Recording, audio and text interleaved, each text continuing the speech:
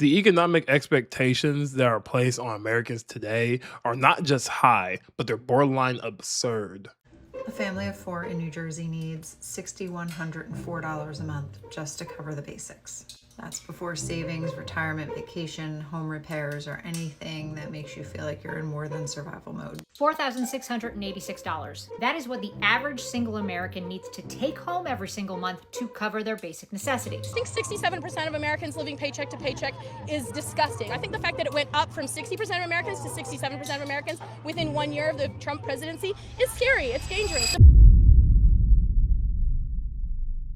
Most people don't even realize how unrealistic this whole system has become. We have normalized a level of pressure that would have sounded insane just a couple of generations ago. And I want you to think about this for a second. You are expected to get an education, okay? And it's often by taking on tens of thousands of dollars in debt just to qualify for a job that might barely cover your rent, or even worse, the job that may not even be there whenever you graduate. And I'm not talking about just any rent either. I'm talking about rent that keeps climbing faster than your paycheck nowadays in cities that quietly price you out while telling you to just work harder as if it's your fault. And then with career expectations, you're not just supposed to have a job, okay? You're supposed to have a career. There's a huge difference between the two. You need to have something meaningful, something that you're passionate about, and it has to be scalable and flexible. Somehow your job needs to be your identity. It needs to be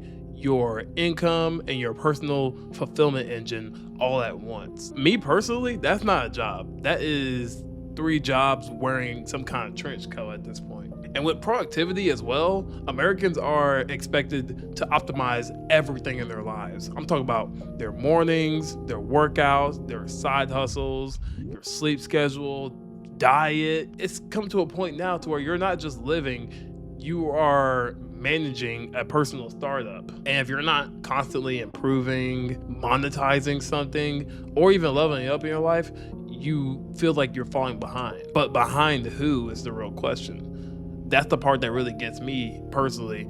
That comparison game is relentless. Social media, social media has turned everyone into some kind of highlight reel of success. People out here buying homes at 28, launching businesses at 25, retiring at 40. And even if you know that's like curated, it still gets into your head and it resets your expectations of what normal is supposed to look like. And on top of everything else, you're carrying this invisible pressure to keep up with a version of success that may not even be real. We're apparently supposed to pay off debt, build an emergency fund, invest for retirement, save for a house, afford healthcare, and maybe raise a family at the end of all that. All at the same time too. Yeah, I'm good off that, bro. I'm good off that, honestly. And don't forget to enjoy your life while doing it, right? You gotta put in traveling, you gotta have hobbies, go out with friends, practice self-care, because if you're burnt out, somehow that is your responsibility to fix. And I'm gonna be real with you guys.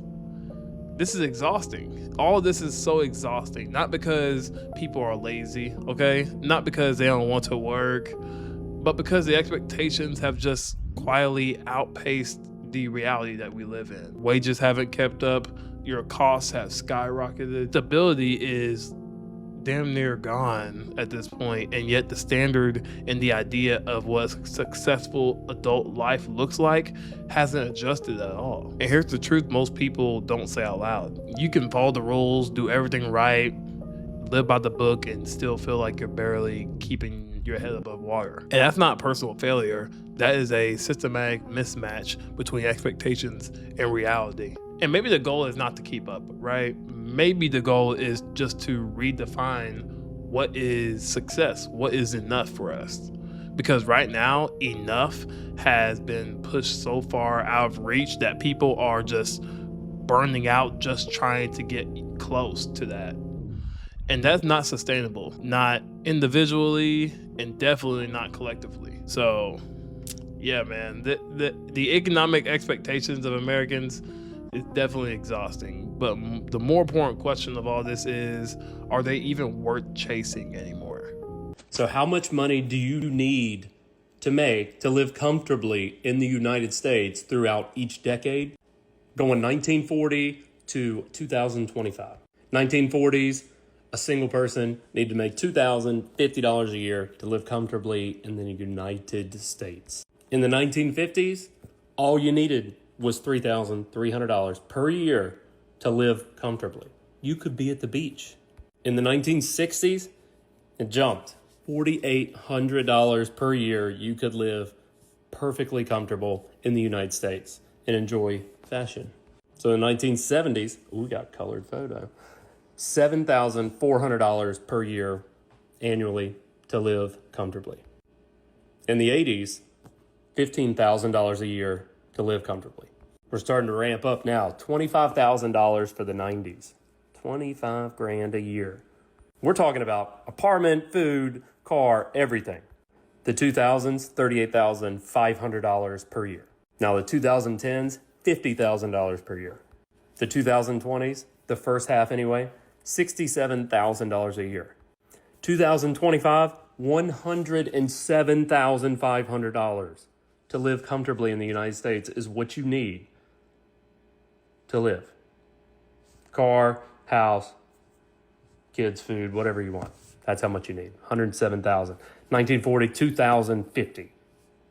Gosh, you work a year and buy a house back then. You need $131,000 today in America to live in a house and to have some level of comfortable living standard where you're not under an amazing amount of financial pressure. If you're below that number, you're missing doctor's appointments, you're missing dental appointments, you're likely missing some prescription drugs that you need to take because lo and behold, you have to forego certain things as you're doing the rotisserie of trying to meet all your bills. So you need $131,000. If you're on the northeastern seaboard of the United States, you can double it. But I'm talking about the average in the 50 states. The median income in the country is $84,000. That means a very large percentage of the American population is doing without. They've got a busted car. They've got a broken window. They've got a medical procedure that they're delaying. They've got a cracked tooth that's rotting in their mouth right now because they can't get the help that they need because they don't have the money. So what are we doing, guys? Honestly, what are we doing? Is that how we want people to live in this country? What are we doing?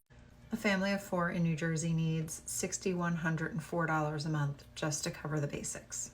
That's before savings, retirement, vacation, home repairs, or anything that makes you feel like you're in more than survival mode. This is an article by E.J. Johnson on WPG Talk Radio. And let's see how he breaks this down because I've seen him talk about this on 1015. So it starts out by saying that New Jersey costs 12% more than the national average to live in. And for a single person, you need about $2,772 per month.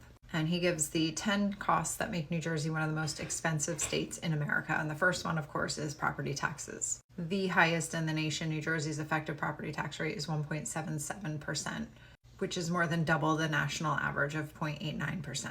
And he points out that Trenton's been promising reform for decades without delivering it. Next is housing costs. We are 32% above the national average. The median home price in New Jersey is $584,000 and the median is $447,000. The average rent for a one-bedroom statewide comes to $2,084 a month. Next is car insurance. We're also among the highest in the nation. The average annual auto insurance premium in New Jersey is $3,414. The national average is $1,258. Tolls. I just talked about this one the other day. The Garden State Parkway, the New Jersey Turnpike, the Delaware River bridges, the commuter crossings. New Jersey drivers pay tolls constantly and the rates keep going up. A regular commuter on the Turnpike or Parkway can pay $15 to $20 a day just to get to work and back. Coming in at number 5 is this state income tax, progressive and persistent, he describes it as. It's one of the top income tax rates at 10.75% for high earners, but this tax hits the middle class too because combined with the federal taxes, New Jersey workers routinely take home significantly less in their paycheck. 6 is childcare. I'm lucky because my children are a little bit older, but I remember going through it. It's one of the top 5 most expensive in the country. Parents in New Jersey pay between $1,500 and $2,000 a month for infant care. Then we've got our utility bills where we are higher than the national average for electric, gas, and water. Number 8 is our groceries. Grocery bills in New Jersey run about 8% above the national average. The average weekly grocery spend statewide is $274. Number 9 is healthcare costs. It's above average and climbing. And then for number 10, you just got that compounding effect. When you put everything in all at once, it just breaks people. What do you think of his breakdown? So my question is, how much money do I actually need to make and able to comfortably live in California? I'm not married and I don't have any kids, okay? It's just me, myself, and I. I do like nice things, okay? So, how much money do I need to make and able to comfortably live in California? So look, I've lived in California my entire life and I'm 61 years old. And living comfortably in California relies heavily on 3 things: location, lifestyle, and household size. Because here's the thing, if you're talking about the large metropolitan areas like San Francisco Bay Area, Los Angeles, or San Diego, the costs vary dramatically. And then the other factor is, what do you consider a comfortable lifestyle? Because for me, how I define a comfortable lifestyle is, number 1, you have an income that can cover all of your basic needs like rent, food, utilities, etc. You can pay for your car, you can pay for the gas easily, and then you also have a savings in case of an emergency. And then you have discretionary funds so that you can have a life outside of work, entertainment, traveling if you want to. Do you rent or do you own? Because if you rent, your income has to be able to cover any rent increases every year in California. If you own, can you afford the property taxes that might go up? But that's my definition, right? Somebody else's definition might be, oh, I just want to be able to cover all my bills and have a small savings and I'm good. I don't really like traveling. That's not my lifestyle. But in a nutshell, yes, it is more expensive to live in California, but the earnings are higher in California. So it's all relative. I was born in Northern California. I now live in Southern California. This is where I retired. And I will say that there are still affordable areas in California. But if you live in Northern California, affordable is not San Francisco Bay Area. Okay, it might be Sacramento or somewhere in that area. If you're in Southern California, it's not going to be San Diego or LA, Orange County. It might be the Inland Empire. But in any event, it's really going to depend on your income, because at the end of the day, money talks, baby. Money talks. All right, love you. Bye. 7 figures is the new 6 figures. How much does it take to survive in America? $50,000 just to survive. Want to be able to live? It's $100,000, and that's for a single individual if you're living anywhere near any of the coasts. $200,000 if you want to have a life where you get to travel and eat out, be able to enjoy your vacations and be able to have some level of discretionary spending. $300,000 if you want to have a family. That's a combined income. $450,000 if you want to be able to travel, not even first class, comfort plus type lifestyle, and being able to eat in 4- and 5-star restaurants. You're talking $1 million a year and more. So it used to be about having a 6-figure income. Nowadays, it's having a 7-figure income. Having more than most still doesn't mean that you have enough. And we got to shift our mindset in understanding what money looks like for everybody, not just what money looks like in our little circle of friends. Several years ago, I was on YouTube and I said that $100,000 is no money. Last year, I was on Instagram and I said $100,000 is no money. People threw tomatoes at me and called me a liar because it was more than what a lot of people had. In my day-to-day job, all I do is evaluate income and how much income it takes to do basic things like buy a house. So I was on TikTok a couple of days ago and I saw someone that was doing a live stream where they were talking about what an individual needs to live comfortably in the United States. Now, I live in North Carolina, and it says in North Carolina, an individual, which is one person, needs about $90,000 to live comfortably. And what's so funny about this is I did a YouTube video in 2023 where I said that a person or a family needs to have about $12,000 rolled through their house every month to comfortably live in Charlotte. What do y'all think? Do y'all think these numbers are right? Do y'all think these numbers are wrong? Because in my humble opinion, I feel like the people that say that these numbers are wrong, they're not living in reality, they're living in denial. What is a livable wage in 2026? Now, I'm going to run these numbers for the average person in the country. If you live in the top metro areas, it's probably going to be higher, but I want to use averages here. So let's say that you're a single person and you want to live by yourself. Rent and utilities is going to run you around $1,500 a month. Groceries, $400. A used car, $300. Employee-sponsored health insurance, about $200. Car insurance, $150. $100 for personal care, $100 for gas, $100 for cell phone, and $50 for internet is going to put you at $2,900 a month. My personal opinion is that $2,900 a month is surviving. Now, if you want to go above the $2,900 surviving, getting into livable, I think that would be adding $200 for savings, $200 for investing, and $200 for fun would bump you up to $3,500. Now, this is going to be livable. It's going to give you a little breathing room. You're going to be making progress. You're going to be investing. You're going to be saving. You're going to have a little fun. It's like, okay, this is livable for now. Let me work on thriving in the future, but you're livable. Now, in this example, however, this individual does not have credit card debt, student loan debt, kids, pets. They're not saving for a house. They're not buying luxuries. They are saving $200 a month, but I'm looking more of like emergencies for that, not saving for a big purchase. So what would you have to make in order to be surviving or livable? $15 an hour after taxes, your take-home pay is going to be $22.10. So you are going to be short $690 a month from being surviving. So this individual is probably going to have to work 40 hours a week plus a part-time job and a roommate to alleviate some of that financial pressure. And $15 an hour is more than double the federal minimum wage, and they're still below their survival if they want to live by themselves. Now, if you bump it up to $20 an hour, your take-home pay goes up to $28.80. Now, this is going to put you basically right at surviving, but you're surviving paycheck to paycheck. This is where there's still a lot of stress because you don't have that much savings. You're not really investing and making progress. You're just keeping your head above water. So this individual probably going to need a side hustle and a roommate as well to alleviate some of that financial pressure. Now, if you go to $25 an hour, it bumps up to $35.60 for your take-home pay. This would get you everything on the livable list, again, if you don't have credit cards, student loans, kids, pets, or saving for a house. But this is still going to be livable paycheck to paycheck. You're still saving, you're still investing, you're still having a little fun, but you are paycheck to paycheck. But if you bump it up to $30 an hour, which is $62,400, I would say is the livable wage because your take-home pay is $42.40. You're well above the $3,500, and you've got about $700 plus in wiggle room.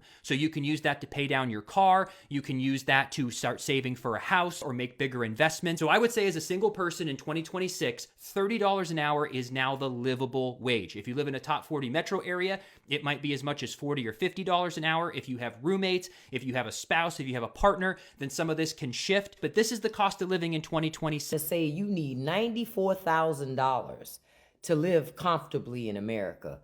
What? Who the hell are they talking about? And then this study says if you are two working adults and you got two children, you need to be bringing in at least $209,000. Excuse me? See, the first thing I notice is they're talking about average instead of the median. The median salary for a single adult in America is about $42,000. And the median cost for a standard like family, right? 2 kids, right? Is about $78,000.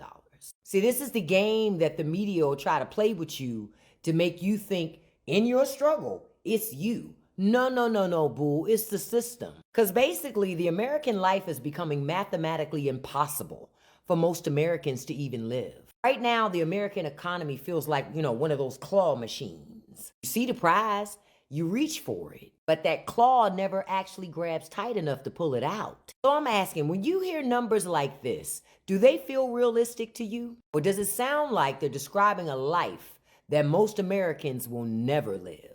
I think 67% of Americans living paycheck to paycheck is disgusting. I think the fact that it went up from 60% of Americans to 67% of Americans within 1 year of the Trump presidency is scary. It's dangerous. The fact that most Americans are feeling poor is not an acceptable situation.